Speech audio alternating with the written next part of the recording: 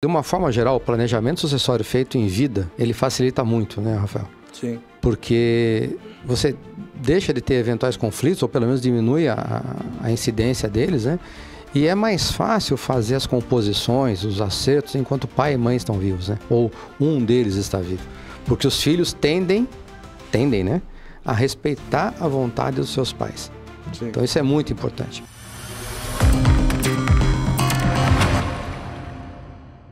Vamos começar mais um bate-papo jurídico. Hoje eu estou aqui com o Dr. Luiz Antônio Júnior e o assunto é holding familiar. Dr. Luiz Antônio, para quem não te conhece, se apresenta por gentileza. Oi, Rafael. Primeiro agradecer a gente estar aqui batendo esse papo gostoso. Eu que agradeço. E trazer um pouco de informação aí para a sociedade. Então, seja pelo Dr. Luiz, né? Sou formado em Direito em 94 pela Universidade do Vale do Paraíba, Univap, e sócio da Taina Advogados há 12 anos. Um escritório que está aqui em Jacareí, que atua aqui em Jacareí há pouquinho mais de 40 anos já. Legal. Dr. Luiz, holding familiar é um assunto que gera curiosidade, principalmente de quem já fez um pouquinho de patrimônio e fica pensando nessa alternativa como uma forma de proteção de patrimônio, direito sucessório, eficiência tributária, enfim. Tem vários aspectos que a gente pode falar. Então vamos lá. Por definição, o que é uma holding familiar? Eu acho que a gente tem que voltar um pouquinho, Rafael. Vamos definir lá o que é holding, né? Então, holding, inicialmente, a holding pura, é uma sociedade que é constituída para administrar outras sociedades. Sim. E a partir daí foram se desenvolvendo os filhotes, vamos chamar assim. Então aí eu tenho a holding, chegando na holding patrimonial, mas eu tenho a holding operacional, a holding patrimonial, a de sucessão, que hoje está muito em voga, enfim. E até que a gente chegou hoje nessa famosa holding familiar. Sim. O que nada mais é do que o seguinte: as pessoas com patrimônio, hoje, o que acontece? Você tem dois aspectos. Primeiro, eu tenho aquelas famílias que têm um patrimônio e fazem renda desse patrimônio. Sim. Você tendo um imóvel na sua pessoa física, tem uma tributação elevada, né? Cheia do imposto de renda, 27%. E quando você constitui uma empresa, vamos aqui assim, a holding patrimonial, você vai passar esses imóveis para a holding, vai continuar recebendo os aluguéis e vai ser tributado com base na tributação da pessoa jurídica, que ela é, em média, 13% a 14% inferior. E geralmente é no Simples Nacional, que tem uma alíquota bem pequenininha, né? Exatamente. Lembrando que, né, a gente não pode esquecer que existe uma sede arrecadatória, Sim, que já vem ao longo dos anos, não é de hoje, e que hoje ela não tributa a distribuição de resultado, que é o lucro. certo.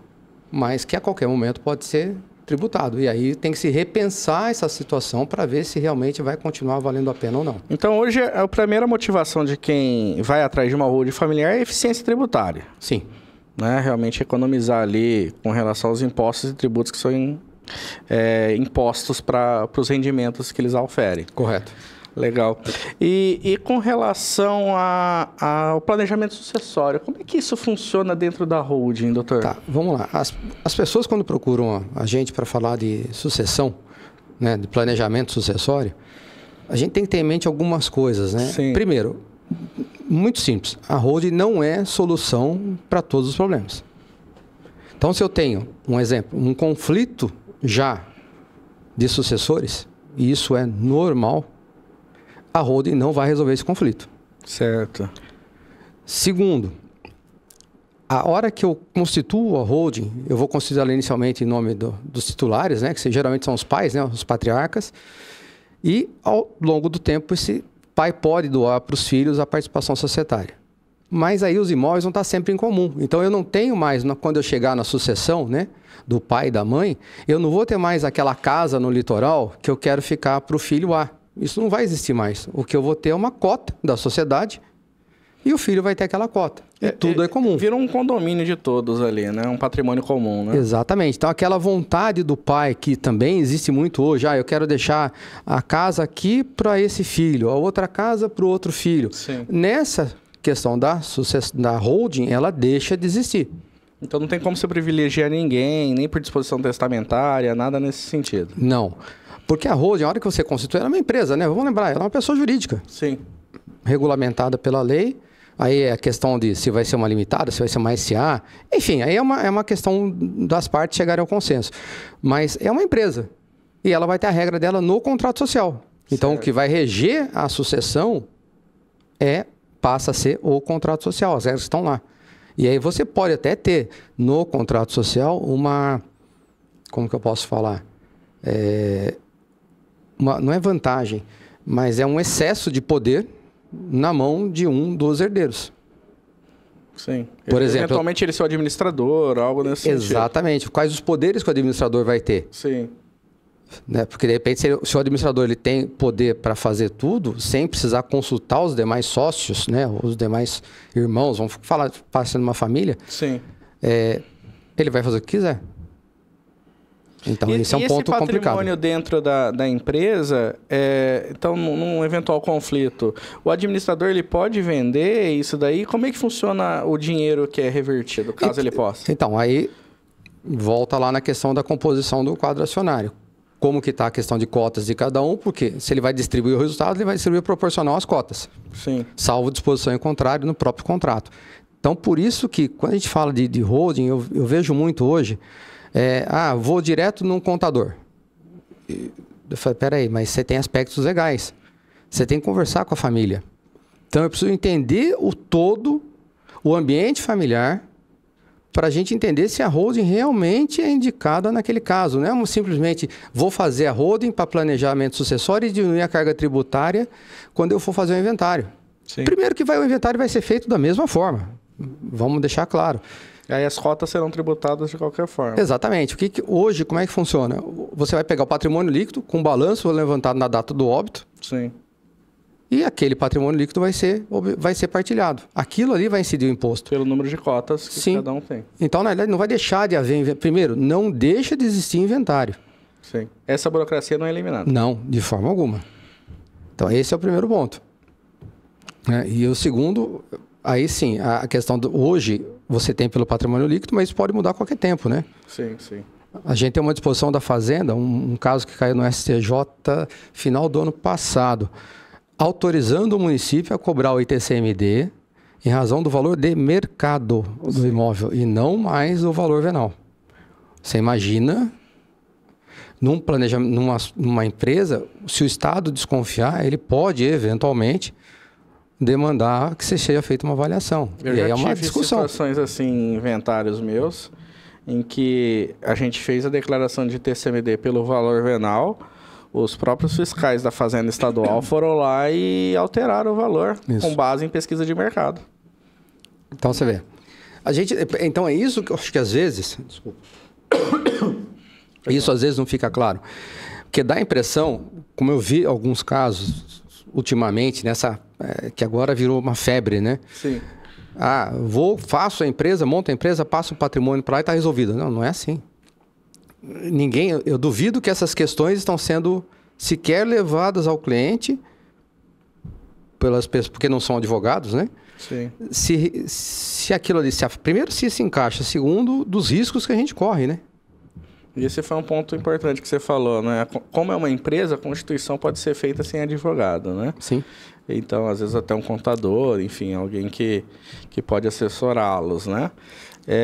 E às vezes não tem esse preparo de entender todas as consequências e as implicações jurídicas de um trabalho bem feito, de definir certinho no contrato social como é que vai funcionar. Sim. E assim por diante. Sim. Porque o trabalho do advogado é justamente construir algo que funcione para aquela família. Exatamente.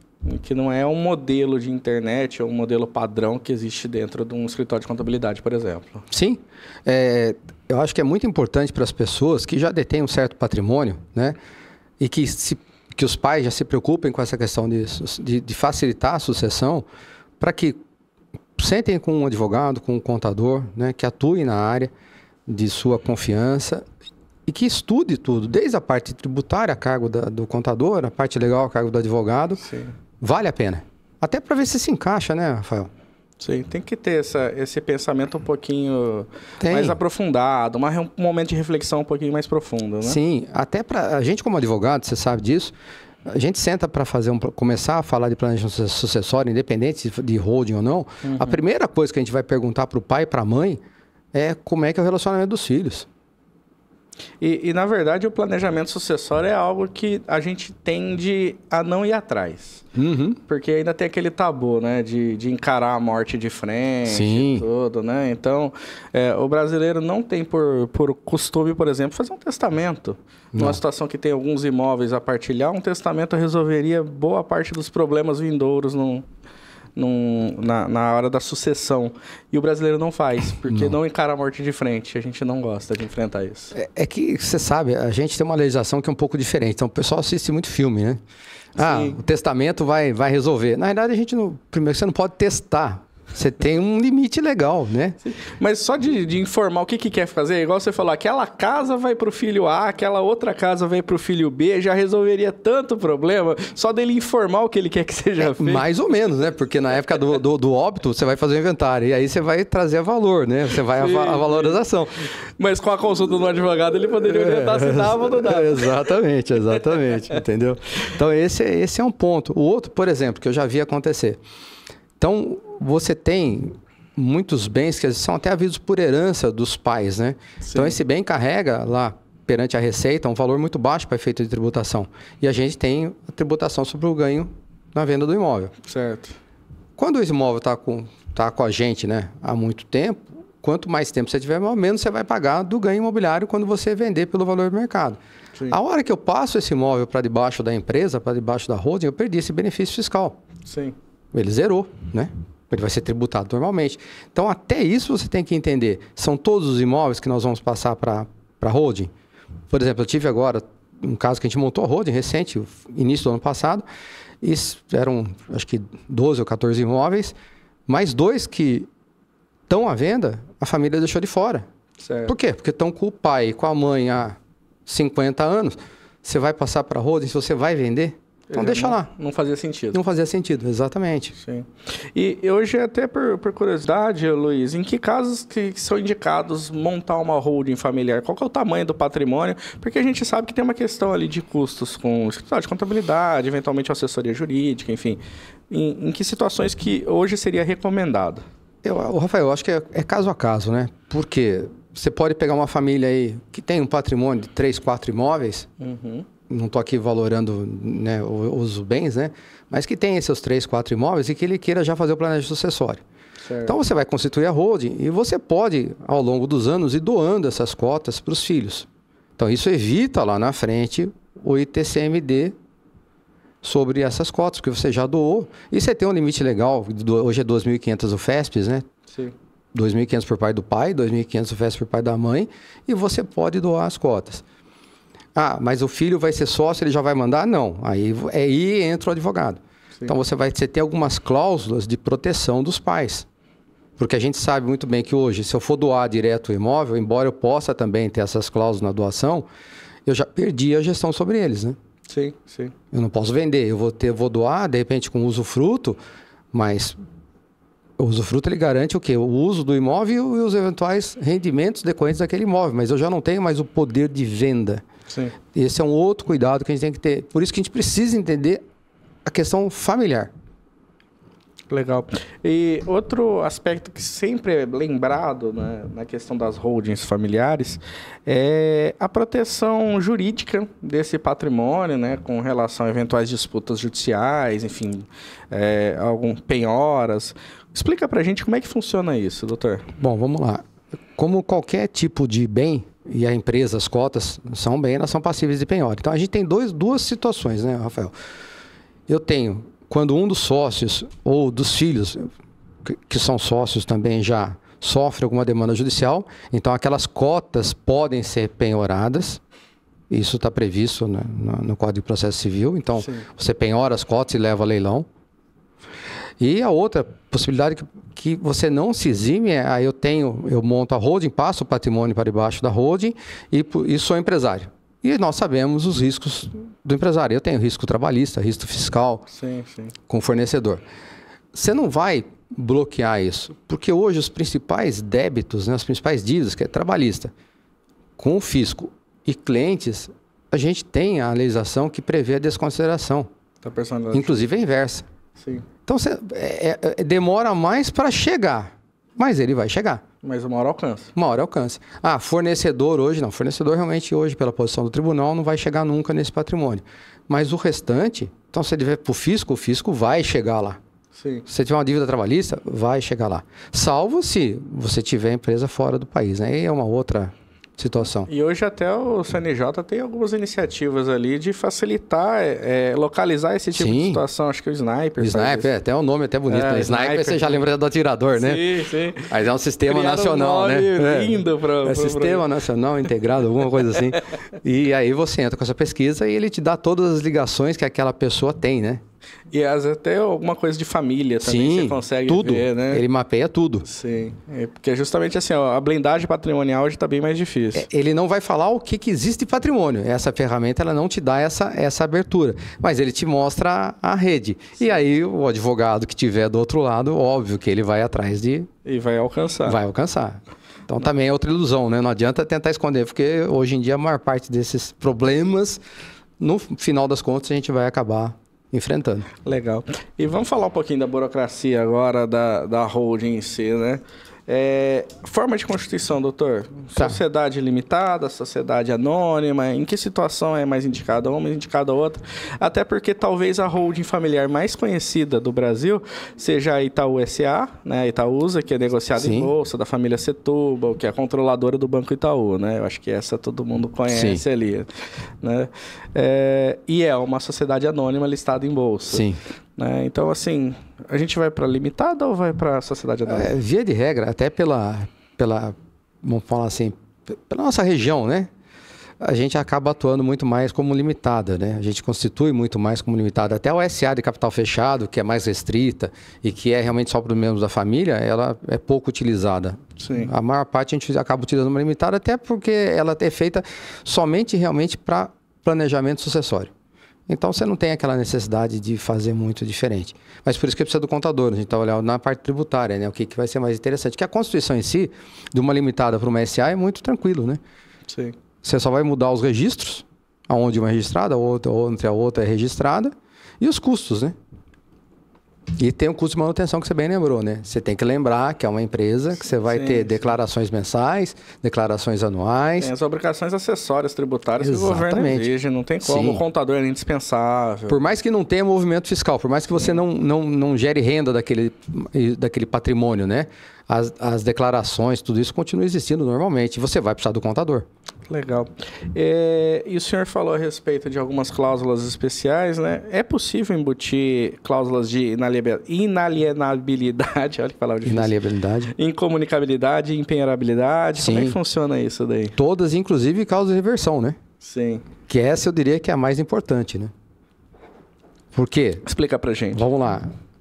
Você está fazendo um planejamento sucessório hoje. Família é família. Aí a gente começa a ter agregado. Sim, sim. E a família cresce. A família cresce. Os pensamentos não são mais os mesmos. De novo, a gente volta lá atrás na conversa. Por isso que precisa conhecer o relacionamento. Sim. Que pelo menos uma base a gente tem que ter. Então, quando você vai fazer a doação de cotas, além de você colocar essas cláusulas que você falou, que são importantíssimas, você coloca a cláusula de reversibilidade também. Ou seja, dependendo do que acontecer, você reverte a doação. Isso é uma forma de proteger o pai e a mãe, né? Sim. E hoje, como é que está a questão da tributação sobre lucros e dividendos das holdings?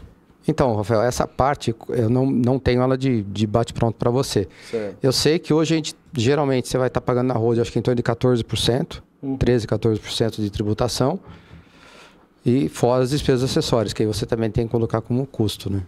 E outra dúvida que eu acho que todo mundo tem, quem pensa nisso daí, é como evitar a bitributação, né? De acabar pagando impostos dentro da holding e depois na pessoa física. Existe algum cenário que acontece isso ou a Constituição já evita esse tipo de situação? Não, porque a hora que você constitui a holding, todo o resultado dela, salvo aqui mantendo uma empresa normal, com prolabore normal, se houver, e a distribuição de resultado. Então, a distribuição de resultado ela é já tributada na fonte, então você não tem hoje a tributação da pessoa física. Existe um projeto de lei, né, que está sendo discutido, o governo o ano passado já tentou avançar, não conseguiu, que é a tributação na distribuição de lucro. E isso não vai afetar só as holdings, ela vai afetar a área de serviços como um todo, inclusive a nossa, né? Sim.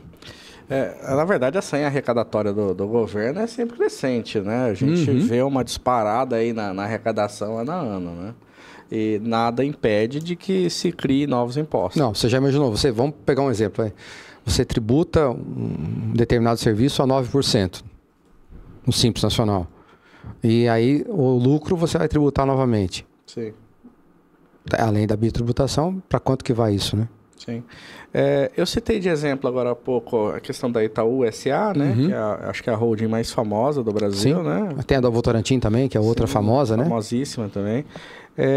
Dentro da holding, que tipo de investimentos podem estar alocados lá, né? A gente sempre cita imóveis, porque Sim. é o exemplo mais corriqueiro, mais próximo da gente. Mas o que eu posso colocar dentro da holding?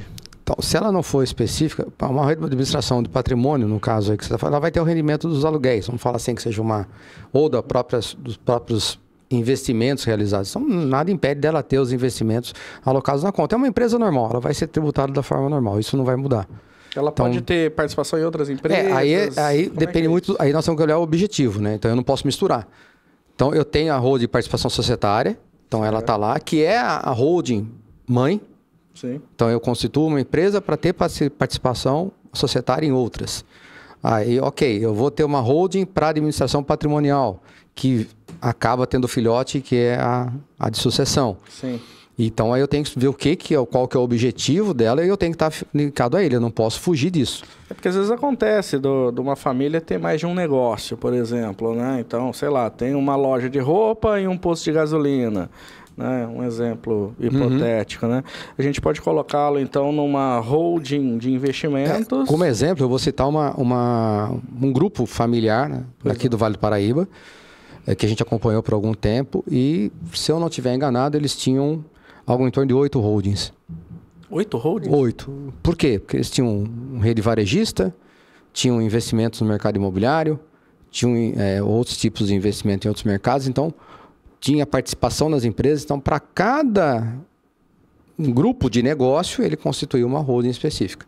Lembra muito... E acima dessas, aí você tinha as holdings de participação nos negócios de cada ramo de atividade. Sim. Em cima delas, outras holdings que pertenciam aos familiares. Então, ou seja, a holding dos familiares em cima, guarda-chuva, e embaixo... Aí começava a abrir, exatamente. Entendi. Então, era um conjunto aí, mas é um grupo grande. A família não tão grande assim, mas o grupo a quantidade de negócios. Sim, os investimentos eram bem diversificados, tudo, né? Quando a gente fala de gestão, né? Eu também lembro um caso que uma indústria da nossa região também, e que o pai veio do vô para o pai e o filho único e o patriarca, 2 filhos, uma menina e um rapaz.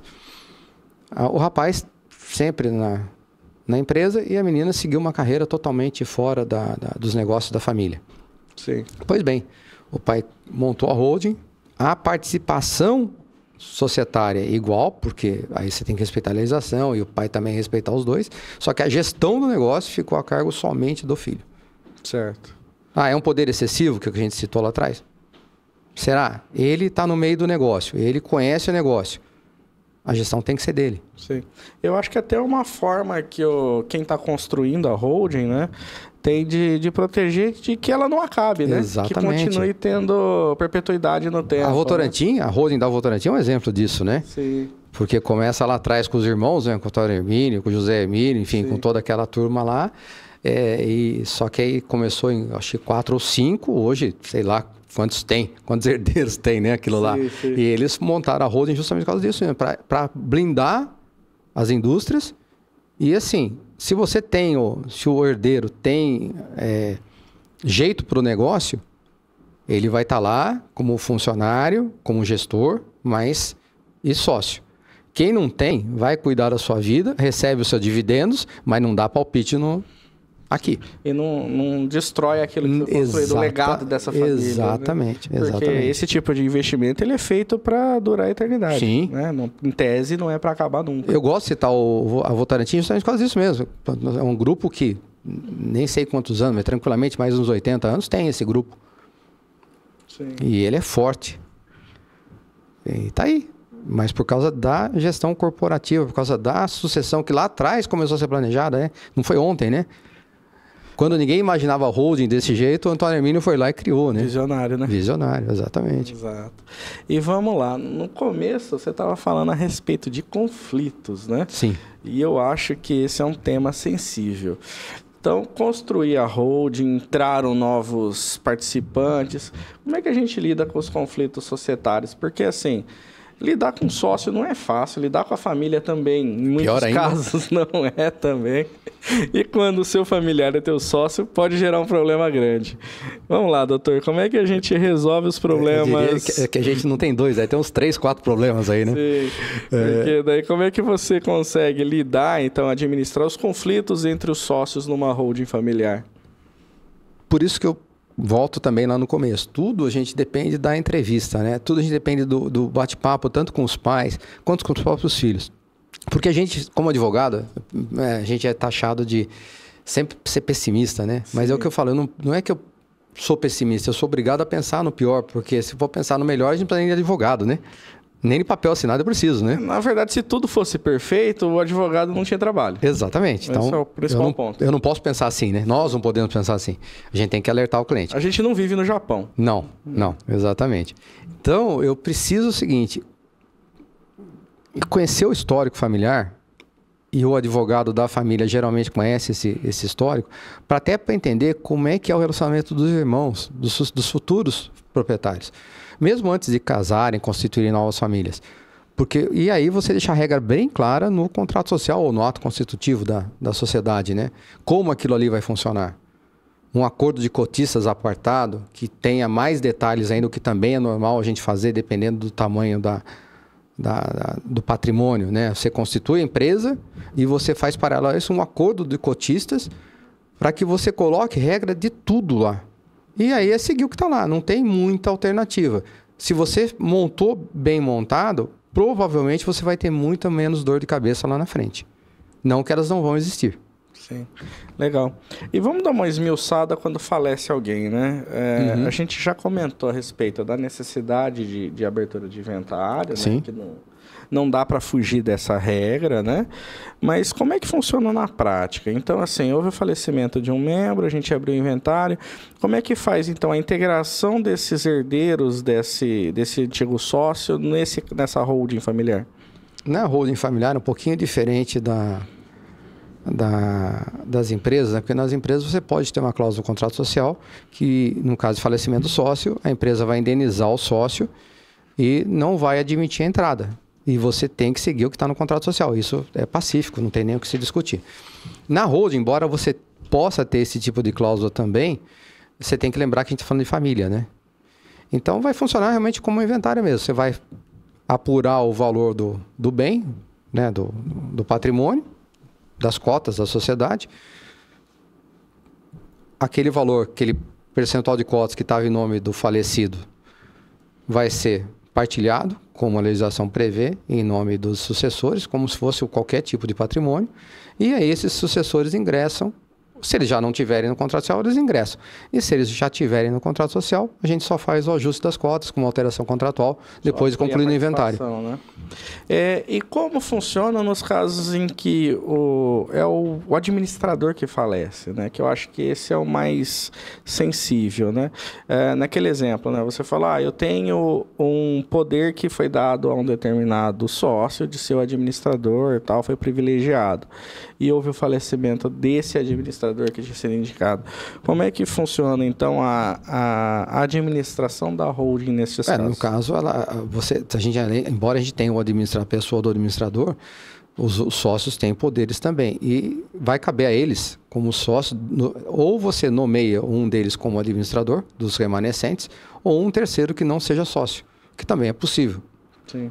Então, aí vai depender muito do teor do contrato, do ato constitutivo, né? Então, dessa construção que foi feita lá atrás. Lá atrás, exatamente. Todo o regramento está lá atrás. Sim. Se eu fiz o regramento bem feito, eu tendo a evitar problema. Em tese não vai ter surpresa. Não, em tese não. Mas direito não é 1 mais 1 igual a 2, né? Sim. E está sempre mudando, né? Exatamente. O principal problema do direito é que ele reflete o momento da sociedade ali atual. Sim. Né? O que não quer dizer que daqui 5 anos, 10 anos, ela vai ter evoluído para uma outra interpretação. Sim. Hoje, o que a gente pode entender como sendo viável, como sendo interessante em todos os aspectos, daqui a 2, 3, 4, 5 anos, pode ser que já não seja, né? Já mudou tributação, já mudou a legislação, a Receita já está olhando de outro jeito. É por isso que não existe causa-ganha, né, doutor? Não, de jeito nenhum, de jeito nenhum. Infelizmente é isso. E de que forma você vê o impacto positivo que causa nessa família, né? Porque assim, a gente já está falando aí geralmente de uma família mais abastada, né?